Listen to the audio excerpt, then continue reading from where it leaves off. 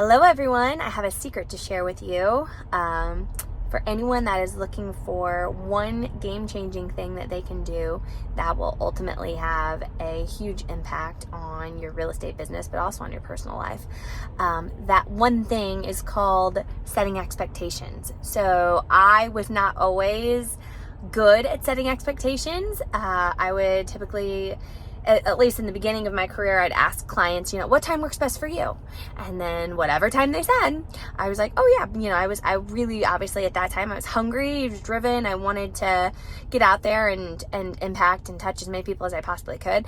But I definitely sacrificed my personal life, my family life, in doing that. And I ended up showing homes at 7 p.m., 8 p.m., 8 a.m., all over town.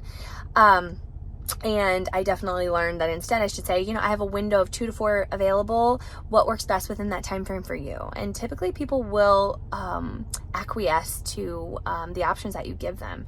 Similar to a doctor's office when you call, they only have like 3 random times available and they're all not ideal or convenient, but we make it work to fit that in. And so I was thinking, what are some things that if we could effectively set expectations on would change our business? So what if we let our clients know after we met with them and had the buyer consultation or the strategy session? What if we said, hey, what I find best is that I have all of my clients reach out to their preferred lender. I have one that our clients have had great experiences with if you'd like to use them, and have that initial conversation about budget, get that pre-approval squared away, just because that way you're the most comfortable and you know exactly what your budget is. And just because you can afford to buy something doesn't necessarily mean that's where you want to land, because you also want to enjoy life and be able to not be house poor and to be able to take the trips or do the things that you want to do. So you want to make sure that whatever you're buying fits into that. So I think it'd be valuable for that to be our first step. And then what I'm going to do is I'll follow up with you immediately following, and we'll set up a plan for what homes we're going to go see. How does that sound? Does that sound like a plan? Then you're not working with people until they've secured their pre-approval. What would that do for your business and for your life if you set that expectation and that boundary? And how about this one?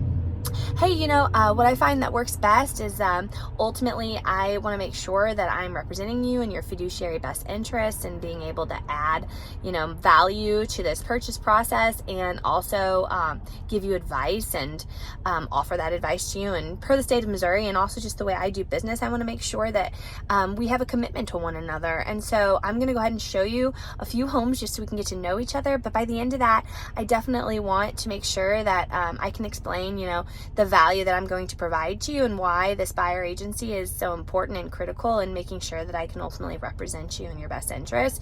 And we're going to go ahead and sign that and make a commitment to one another. And then I guarantee you I'm going to find that perfect home the minute it comes along and you're ready for it. And then you get that buyer agency signed and you have that commitment from the buyer prior to working your butt off to find them that perfect home. What would that look like for you? What would that change in your business? So let's set expectations, guys. Let's put ourselves first. Let's bet on ourselves. Let's know we're worth it, and do the things that are going to help relieve the burnout, and also set us up for success. Have a great day.